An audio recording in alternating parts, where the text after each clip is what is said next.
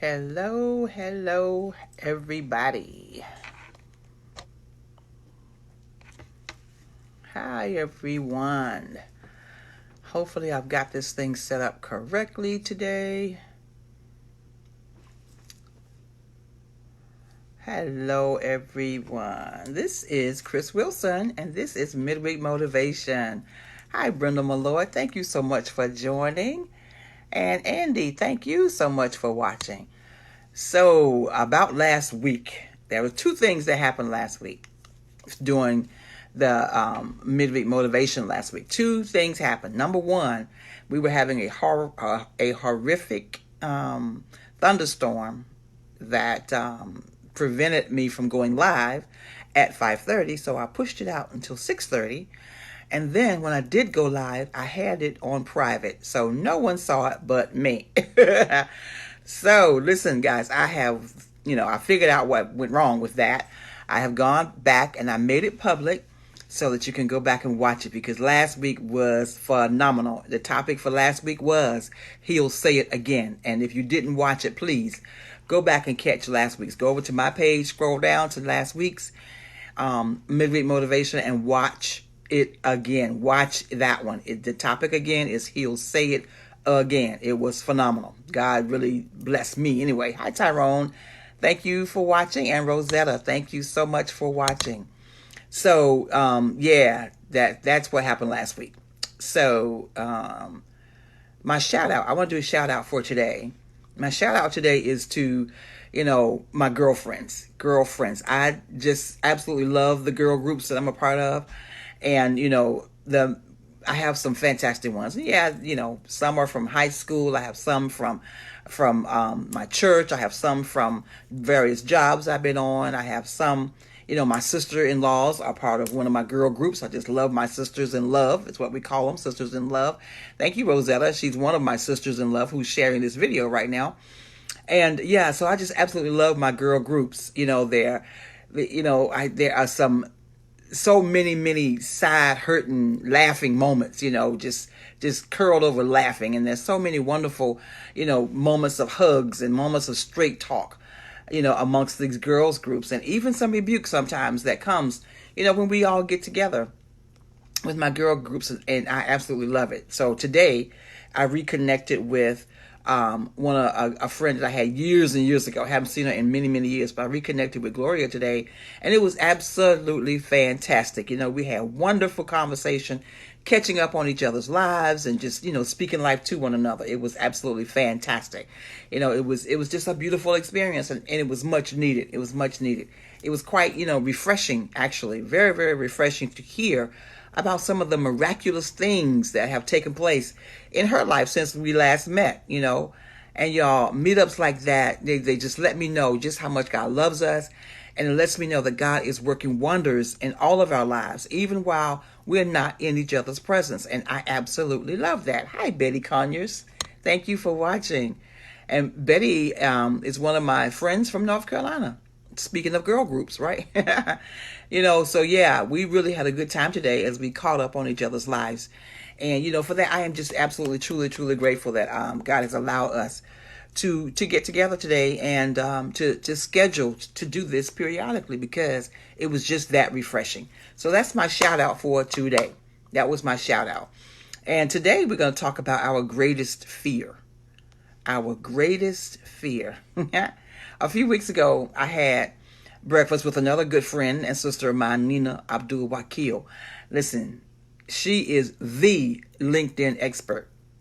The LinkedIn expert and social media coach. For those of you who do not know her, she is the LinkedIn expert, right? And social media coach. She knows social media inside and out. But, so let me just say, I have some fantastic boss people in my world. And let me tell you, I absolutely love it. But this young lady, Nina, is the director of the Center of Excellence for her company. I'm telling y'all, she is firing on 100 in everything that she does, and I absolutely love it. As my friend Mary says, I don't even know how I get to know somebody like her, right? Right? But during our dialogue a couple weeks ago when we had breakfast, we were talking about venturing into spaces that we've never been before and doing things that we've never done thus far. For instance, we've attended conferences, but we've never hosted one of our own, right? So the question arose, what are you afraid of? Are you more afraid of failure or of success? Excuse me. I want to let that question marinate with those of you who are on with me right now. Are you more afraid of failure, or are you more afraid of success? That's a good question, and something that we need to think about. Pastor John K. Jenkins of the First Baptist Church of Glenarden, he preached a message this past Sunday that it so beautifully fits the motivation for this week. He used Jeremiah chapter 1, verses 4 and 5, and that the passage says, quote, "Then the word of the Lord came to me, saying, Before I formed you in the womb, I knew you. Before you were born, I sanctified you. I ordained you a prophet to the nations," unquote. And with that passage in mind, I want to encourage us all today to boldly live the life God created us to live. Really. Hi, Della. Thank you so much for watching. Yeah, the question on the table is, are you more afraid of failure or of success? When we are charged and assigned by God to do certain things in this earthly realm and in our lifetime, are we more afraid of failure, or are we more afraid of success and what that looks like, right? So today, with that passage of scripture from Jeremiah chapter 1, verses 4 through 5, that God knew us before we were even formed in our mother's womb. He knew us, he ordained us, he sanctified us, he set us apart for a very specific reason. And with that in mind, I want to encourage us all today to boldly live the life that God created us to live. The mere fact that there is only one of you, there's only one like you. You have no person that's just like you. The mere fact that there is only one of you should be indication enough of just how special you are. Just how special you are. Just how powerful you are. Just how impactful you are. It really is.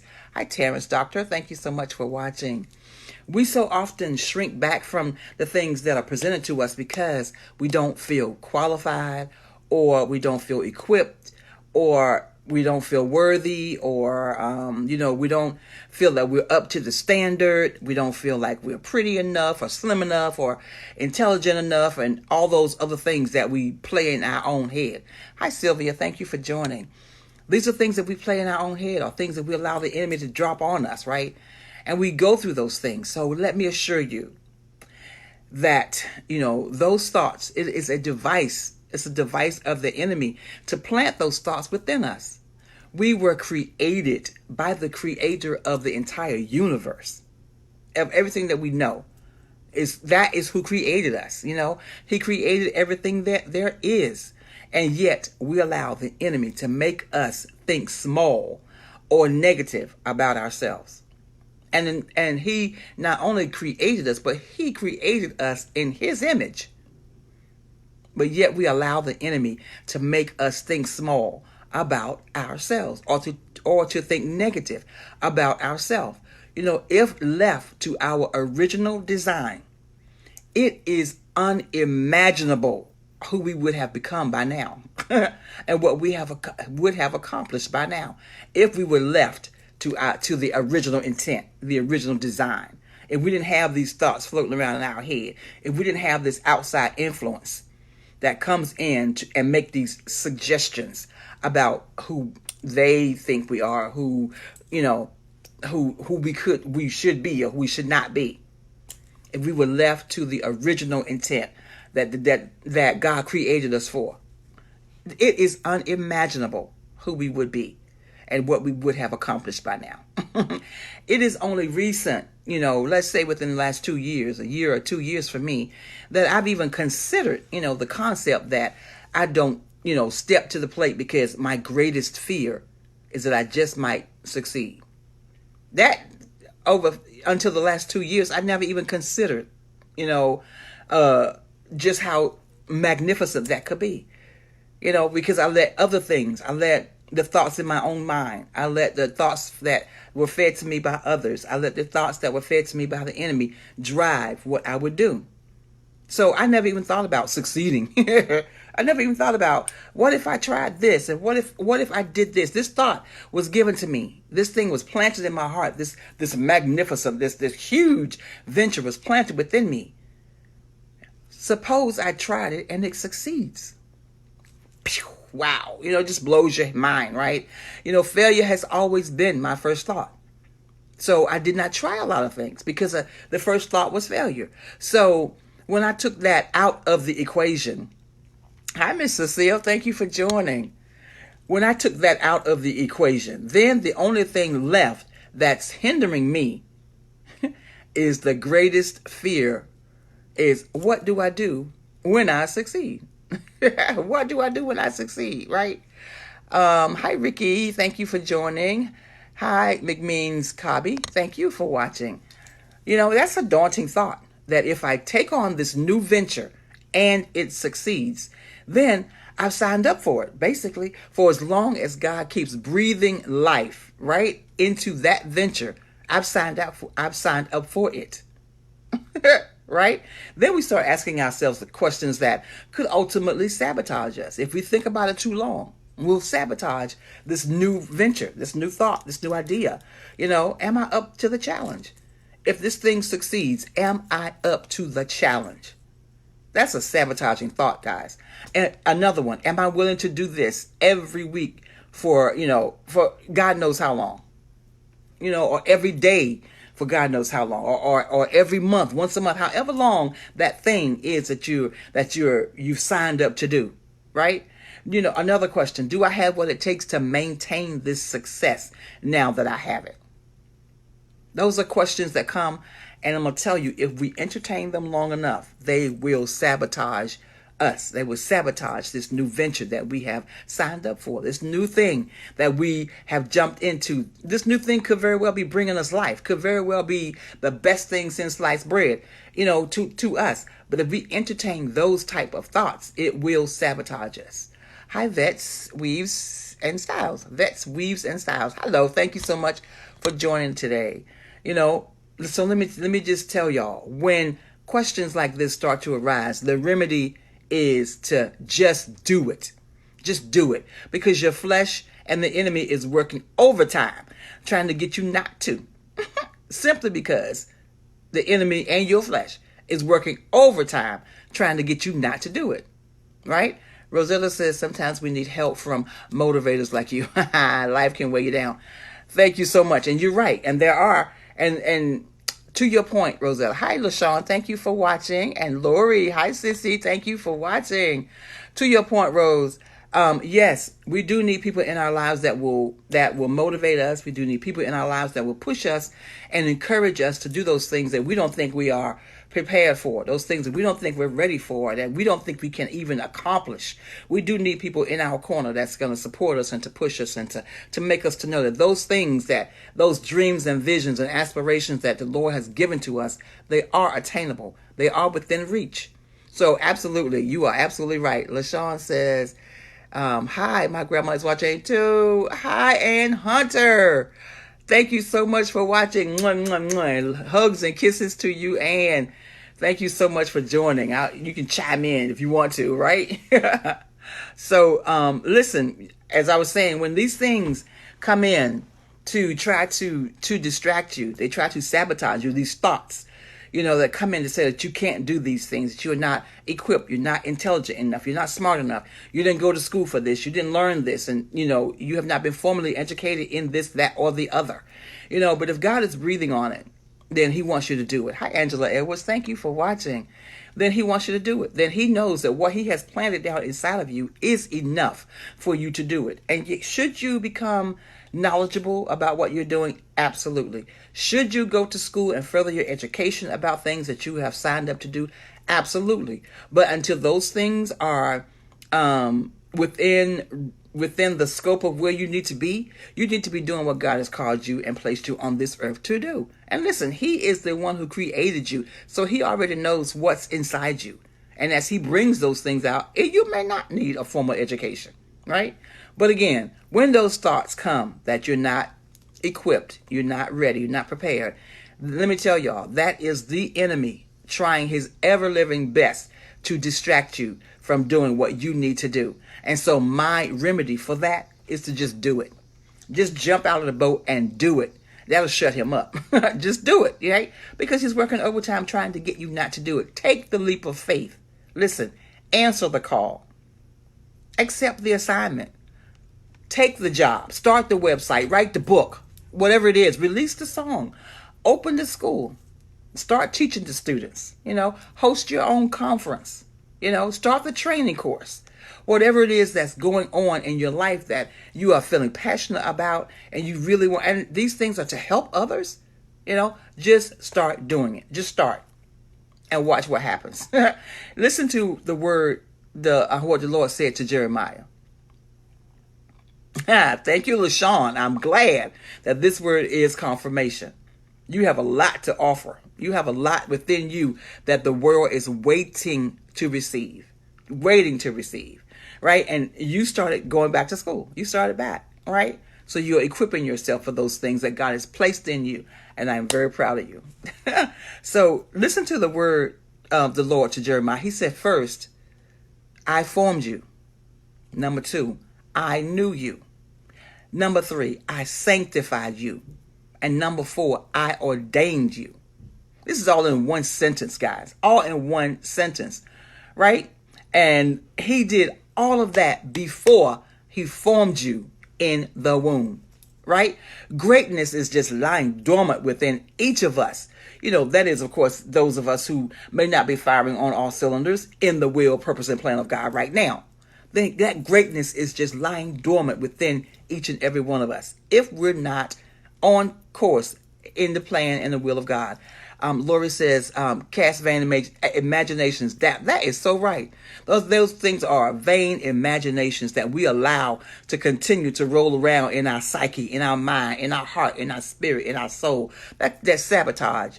Every time when we decide, okay, yes, now is a good time for me to do this, this, and this. And we stop long enough for those thoughts to begin to germinate in our head, in our mind, in our consciousness again, sabotaging us from doing that thing that God has created us to do, right? He has created us to do those things. So, some of us may actually be firing on 100 in all of those lanes. And that's a wonderful thing. That's a wonderful thing. And they need to be out here motivating us, so that we can all do that, right? Amen. But wow, y'all, our Father has set, He has so set us up to succeed that it's absolutely ridiculous if we don't at least try. We have to at least try. Listen, the Lord formed us, so He knows what He put in each of us and what it will take to draw that thing out of us. He knows. He knows us so. Listen. He knows us. He knows how long that seed needs to germinate before it begins to sprout and produce fruit. He knew us. That is, He had us in His view. When it says He knew us, He had us in His view. He approved of us. Woo! As it fit, as He approved us. Let me rephrase. Let me start that over again. He approved of us as we are fit for the work that He created us to accomplish. He approved of us as being fit for the work that He created us to accomplish. I don't know why that was a tongue tie trying to get it out. God approved of us as fit for the work that He has created us to accomplish. He contemplated His plan for us and approved it in His own mind before He created us and brought us into being. That just blows my mind. Hi, my cousin Christopher Nichols. Hi, Pastor Nichols. Thank you so much for joining. That just totally blows my mind. That before we were even formed in our mother's womb, He already knew us. He already sanctified us. He already set us apart. He already ordained us for a specific reason, for a specific task. And listen, He He set us apart for that specific purpose that he formed us for. He set us apart according to his own counsel to execute the office for which we were intended. Intended. We are not here by mistake. We are not by happenstance. We are not, oh, come on, y'all. We were intended by God's own counsel. He created us and set us apart by his own counsel to execute the office for which we were intended. Doesn't that make you feel good? I love it. Then he said he ordained us. He appointed us. Appointed us. As with Jeremiah, the Lord has to speak so directly and so profoundly to some of us because of the magnitude, the depth, and the breadth of what he is calling us to do. He has to speak to us just that specific, just that direct. Therefore, it is imperative that we maintain an open dialogue with the Lord so we'll hear him as he calls to us, right? I think we can all agree to that. LaShawn said, yes, we need to trust in the Lord. Trust in the Lord. All we have to do is make the first step and he will make the rest. He has the rest. He has it all planned out. He has it all mapped out. He says, I know the plans that I have for you, saith the Lord. Thoughts of good, not of evil, to give you a future and a hope. That future that has been planned for you. God has already planned out. We just need to trust God and take that first step. Amen. Listen, the Matthew Henry commentary gave me somewhat of a perspective that was a little bit different. It's quite helpful as well. Miss Cecile says, yes, Chris, this was my devotion this morning. Come on here. Amen. We forget that God gives us all sufficiency in all things at all times. Listen, you preaching, Miss Cecile. He gives us those things at all times to abound in every good work. That's 2 Corinthians 9:8. Thank you, Miss Cecile. That is so appropriate. Absolutely. And I thank you that this is confirming your devotion and your devotion confirms what God has given me. I love it. Love it. So Matthew Henry gives me a different perspective. He says, quote, or the commentary says, the Lord who formed us knows for what particular services and purposes he intended us. But unless he sanctify us by his new creating spirit, we shall neither be fit for his holy service on earth nor his holy happiness in heaven. I love it. It becomes us to have low thoughts of ourselves. That is in the sense that we are nothing without the indwelling spirit of God, right? So those who are young, as Jeremiah was saying in the passage, Jeremiah was saying he was too young. So for those who are young, should consider that they are so and not venture beyond their powers. Absolutely. And again, he was talking about Jeremiah in the sense that Jeremiah's response to the Lord was that he doesn't know how to speak because he's a young man. All right, Matthew Henry goes on to say, but though a sense of our own weakness and insufficiency, get this, guys, should make us go humbly about our work. It should not make us draw back when God calls us. I absolutely love that. Yes, indeed, we do have to recognize that we are nothing and we can do nothing without the indwelling spirit of God. We can do nothing in and of ourselves. But that weakness, Matthew Henry is saying, that weakness and that insufficiency should make us go humbly about our work. Whatever that work is that God has assigned to our hands, whatever that thing is, it should not make us draw back when God calls. I absolutely love that. Unquote. That's the end of what Matthew Henry says. So let me tell you what's on the horizon that's next for me. Well, before I get there, I really just want to encourage everyone today to not let those thoughts continue to roll around in your head and in your psyche when God drops these things in your spirit about things that he wants us to do. He has made us more than able because he is more than able and because he dwells within us. He has made us more than able to do those things that he has called us to do. LaShawn says, my grandma says she is very proud of you. Oh, thank you, Ann. Thank you, Aunt Ann. God is working through you, and you are touching many people's lives. Thank you so much, and that means the world to me. And I need you, Ann, to continue to pray for me. We started out in this ministry of intercession together. I need you to continue to pray for me that God will get the glory out of whatever it is that I agree with Him that I am supposed to be doing. Thank you so much. So let me tell y'all what's on the horizon for me next. Okay, my friend Mary, Mary and I are in the due diligence phase of owning our own internet radio station. Yes. So, yes, when I'm doing my Facebook Lives from now, when we decide to take that leap, I'm thinking September 1st is when we'll start. But yeah. So as I'm doing my Facebook Lives, once we get the radio station up and running, then I'll be streaming live there and here and doing the radio station simultaneously. Isn't that wonderful? So, yes. Did y'all hear me? On our own radio station. It's just phenomenal. In conjunction, right, with the word of the Lord to me, right, which said, and this was back in 2016, the word of the Lord that came to me, He said, get the messages out that I have given you. Blast them through every method of media available to you, and other avenues will open as a direct result. Unquote. Thank you, Brenda. Thank you so much. Thank you, Rosetta. Thank you. So we are believing that the internet radio is one of those other avenues. Yeah, I think it's right in line with what I'm already doing. And so I believe it's one of those other avenues. I started out with putting a message on the back of my Sunday bulletin. And then those messages were compiled into my first book, Authentically You. And then that book has opened up doors for me to do speaking engagements. And then from that book, the motivation of the week started coming on Facebook Live. And here we are with doing that. And so it's almost like another progression for me is to do this internet radio. So I am excited about it. It's big. It's bigger than my head can wrap around it right now. And that lets me know that, yeah, this is something from God because it's bigger than me.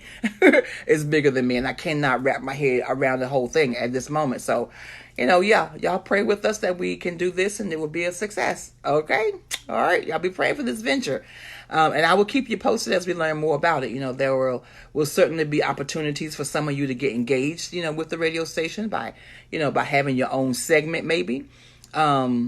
Or advertising your business, or advertising a conference that your church may be having, or, your church, you could advertise that, or you can advertise meetings. So, yeah, I'll be getting back with you all. I'll be announcing things as they begin to take shape and take form. But right now, we're just in the planning stage. We're doing our due diligence to see just how viable this can be and just which direction we should be taking.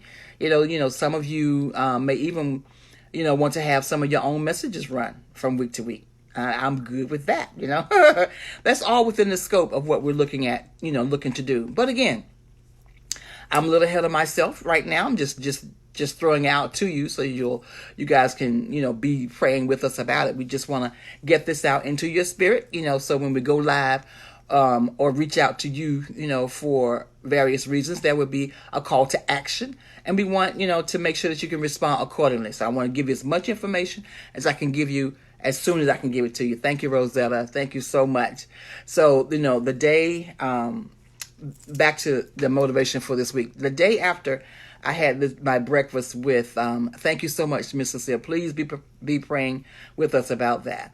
So the day after I had my breakfast with Nina, she sent me this poem, that I now have framed it, and it sits on my desk at work, and I read it every single day now. And I don't even know if I want to call it a poem. It's more of a challenge, or it's more like something like a declaration that I just think is just phenomenal. Excuse me. And I want to close today's motivation with reading you this piece. I won't even call it a poem. The name of it is Our Greatest Fear, which is the topic of our discussion today. And it goes as such. Our greatest fear is not that we are inadequate, but that we are powerful beyond measure. It is our light, not our darkness, that frightens us. We ask ourselves, who am I to be brilliant, gorgeous, handsome, talented, or fabulous? Actually, Who are you not to be? You are a child of God. Your playing small does not serve the world. There is nothing enlightening about shrinking so other people won't feel insecure around you. We were born to make manifest the glory of God within us. It's not just in some, it's in everyone. It's in everyone. And so, as we let our light shine, we consciously give other people permission to do the same. As we are liberated from our fear, our presence automatically liberates others. I love that. The author of this poem, this statement, is Marianne Williamson. I absolutely love it. Thank you, Toy, for joining. I'm actually closing, but thank you so much for joining. That I set that on my desk. I printed it out. I put it in a frame, and I set it at on my desk at work because I don't want to sit back and not do things any longer because I am afraid. And whether that fear is coming from a fear of failure or a fear of success, I don't want to not do what I believe is being presented to me to do. And the things that are coming to us to do is not just simply for us. It is to feed and to bless the masses, you know? So it's not like we're doing things for selfish reasons. We're not. I don't think so. Anyway, I don't think it's for selfish reasons. So I have this on my desk, our greatest fear. And it's not that we may feel inadequate. It is that we are powerful beyond measure. We are powerful beyond measure. And I want to leave you with that. And you can Google this poem, Our Greatest Fear is the name of it.